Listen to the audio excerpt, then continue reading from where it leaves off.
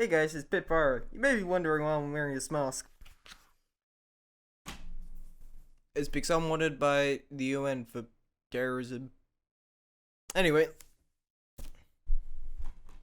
today I'm talking to you guys about this thing. This is a USB to HDMI, or the other way around, capture card. Now this is meant for things like consoles where they don't have inbuilt recording softwares, or the ones that are pretty shit. Looking at you, PlayStation, with your 720p 60 FPS recordings at like -2 bit rate. Oh my goodness, they look so bad. So these are only about like less than $10 on AliExpress, and that's not even in American Freedom bucks. This is like in Australian dollar euros. I think I got mine for around 13. I'll put it up on screen. And essentially what it is inside here there's a little chip on the board. I've been inside and had a look, and basically that allows it to act as like another output or capturing output. It's weird. Obviously we've seen these before with I think link cams, and the premise of things like Elgato's are the same as well. It's just import and output, and in the middle that's where the data gets sent through, and then it comes out this end on the USB. So how do you set these up? Well, the first thing you need to know is you're gonna need to get a HDMI splitter, otherwise this would not be fun for you. These, I got mine for around $10 as well. You can get these even cheaper though. I got mine off eBay because I didn't want to have to wait another 2 months to getting off AliExpress. And make sure you get like a box one and not one of those splitters, like the 1 to 2, because they're very sketch and they don't often work. I know they're cheap, but just don't risk it. So you've got your HDMI capture card, and you've also got your HDMI splitter. You're also going to need a few other things. You're going to need 3 HDMI cables, 2 monitors, obviously your console, and a PC for recording that has some good amount of storage on it. I've got tons of stuff on my PC because that's what I mainly use. But if I ever wanted to record something on console, well, I could then. You may or may not need a micro USB. You should just, focus please, you should just have one of these lying around the house, or it should come with this. If it doesn't, you can get them for like $2 at your local tech store like Officeworks or something. Just pick one up. That's all you need. This basically just powers this, and yeah. Alright, now we're getting into it. First, get your first HDMI cable. Okay, now you've got it, and you want to go to the side with one HDMI port, and you're just going to plug this in here, and this, you want to run this to the output of your console. So back on the Xbox 360, there's a HDMI slot, female slot, for output. Once you've done that, get your micro USB and just put it in the port. There we go. There should be an appropriate port on your HDMI splitter for it. After you've done that, just run this USB to any USB port on your console. Now, if you look on the other side, you'll have 2 HDMIs. They should be labeled as HDMI output 1 and HDMI output 2. Now, I'm pretty sure the latency is the same for both of them, given that they like probably cost 30 cents to make. But just to be safe, get an HDMI cable and put it in output 1. So that one there, chat. Grab your second HDMI cable and just put it in that output 1. This cable is then going to go to the monitor, TV, whatever you use for gaming. So there's the final one, which is output 2, and you want to get your third HDMI, and this is going to go in output 2. Then finally grab your HDMI capture card, and with the HDMI you've just plugged in, plug this into the end of it, as so, and then plug this USB into a USB 3.0 slot on the back of your computer, or front of your computer. As long as it's the 3.0 spot, that's what we want. Alright, now that you've got your game up, you'll be able to see that it's there, but when you go over to OBS, it's not there. So, we're going to go through this quickly. Go to scenes over here, and we're going to go add. Just add a scene. That's done. Now go over to the sources panel here, and left click on the add, and then go to video capture device. Click that, then just click OK for that, and then that will be up. You're not done yet. If it's not already selected, go to device and set to USB video. Then come over to common FPS target and resolution and set this to custom. You'll now be able to go to the drop down menu over here and set your resolution to whatever you want. We're going to be using 1920 by 1080. You can then go here as well and select your FPS. I'm going to go with 60. If you have any problems, go down to 30 and then just work your way back up to 60 until it's working for you. Then press OK. Now there is one more thing we need to do. It's for audio. So come back down here and go to import. It's important that you select input for this. After you do that, just press OK. And then at device, very important is that you select digital interface. Very important that you select digital audio interface. Click on it. And then press OK. And the last thing you want to do for your audio is to go over to the source you've just added, right click on the cog, go to advanced audio options, and then enable monitoring, and that is it.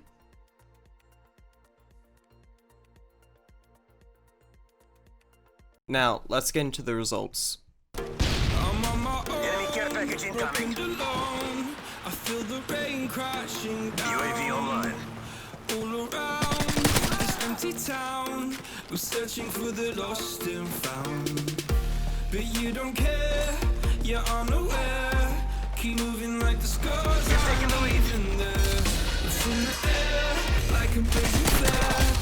Stare 'cause the flames will burn us. I thought you were the one for me. That's why I gave you everything. Held you close by the stormy seas. Oh, you meant the world to me. I used to kiss your head when you cried for me. Hold your hand while the pain was over. Keep you warm by the roaring sea. You meant the world to me.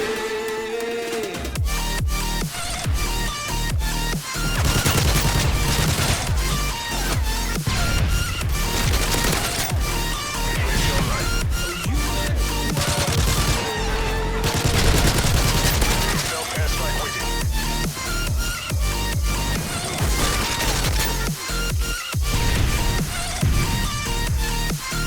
Heads up.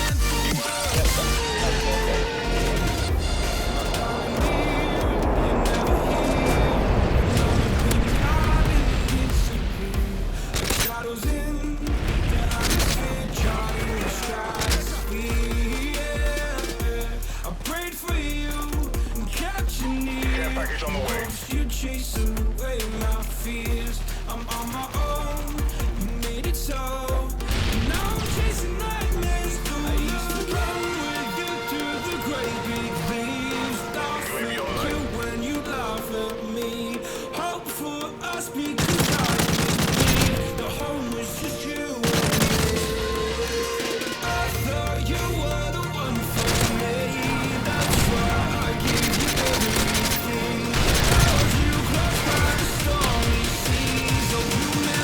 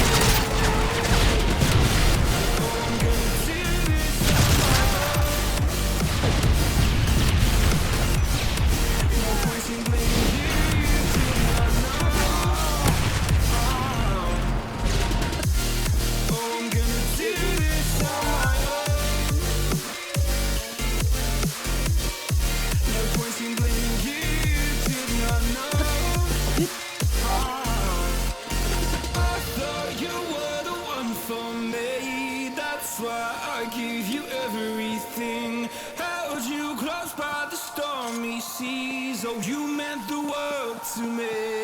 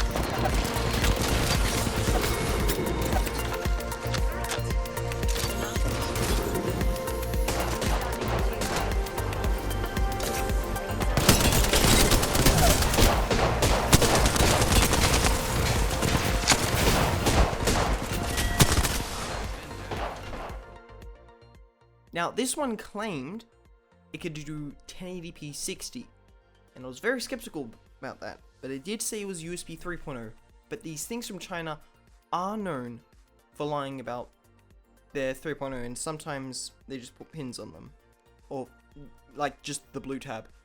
I honestly can't tell because I'm stupid, but I'll show you the results after we set this up. Alright, this leaves us in the predicament of, are these things actually real? Well, here I've got a new sequence, sequence 1, that is in 1080p 60, and here we will be able to see if this is indeed real 1080p 60. So I've got a true 1080p 60 clip on the right, which is Rainbow Six Siege recorded on my computer, and then on the left we have an Apex Legend clips recorded at an alleged 60 frames a second. So with the Apex one, if we go all the way to the left here, and I want to showcase the car because this is where you'll really be able to see it. So I'm going to hit forward, and then I'm gonna hit forward 2 times. I'm gonna hit 2 frames to the left again, and you'll see it's only moving every second frame.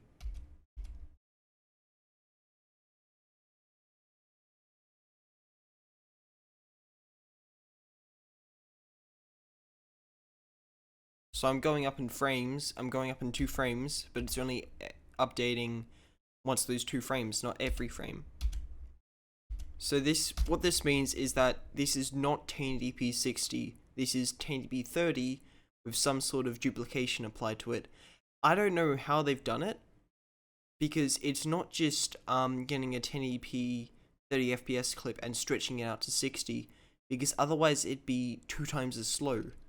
But this doesn't feel like that. It feels like it's staying up to that consistent speed all the time. I'll play it for you.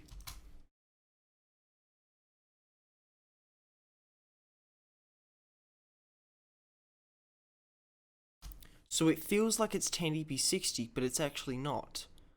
And if I come over here to the Rainbow Six clip, you can see that every frame I go is a new individual frame. So this is true 60 frames a second. So, should you end up buying one of these? Honestly, it depends. So, unlike what the thing says, you're not getting that true 1080p 60 FPS experience, but it's far better than everything, and these things are incredibly cheap to get. So, if you're playing on a console, Xbox 360, PS3, even the new consoles like PS4, PS5, Xbox One, Xbox generation, the new one, I don't really care about Xbox or PlayStation, then yes, I would definitely recommend picking one of these up, because it may not be 1080p 60, but it still comes out very well with very little compression and has a good color variety, and you just can't beat that price. Obviously, a proper Elgato is always going to be better, but for under $25, this is just incredible value for money. I'll make sure to leave links in the description. Thank you guys for coming. Have a good one.